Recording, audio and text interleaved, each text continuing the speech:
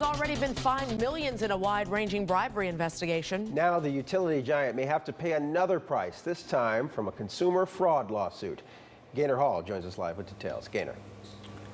Yeah, Taman and Micah, the lawsuit accuses ComEd of violating the Illinois Consumer Fraud Act and ripping off millions of customers for years. Even though ComEd has already paid a $200 million fine, I think it's important to keep in mind that not a penny of that is going to the ComEd ratepayers. Attorneys for the plaintiffs say ComEd received a slap on the wrist and customers deserve a refund.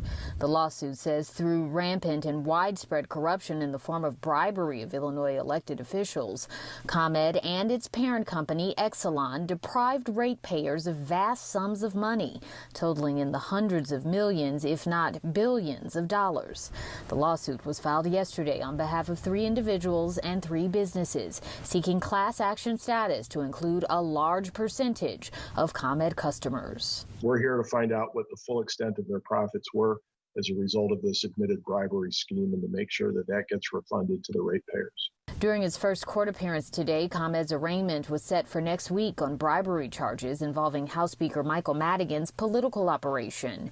Madigan has not been charged and denies wrongdoing. As part of a 3-year deferred prosecution agreement, ComEd admitted to the scheme, giving out money, contracts, and jobs in exchange for favorable treatment for legislation, and agreed to cooperate with the federal investigation and pay a record $200 million fine, acknowledging that the legislative benefits to the company exceeded $150 million.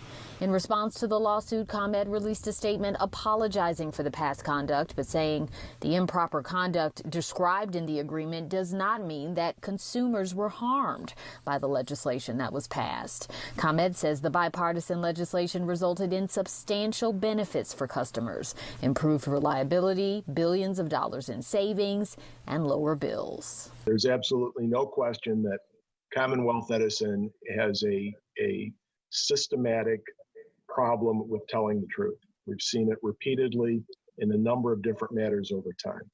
When it's in their benefit to cut a deal with the federal government, they will cut the deal. When they're asked to be held accountable to the ratepayers, then they will go back on that agreement.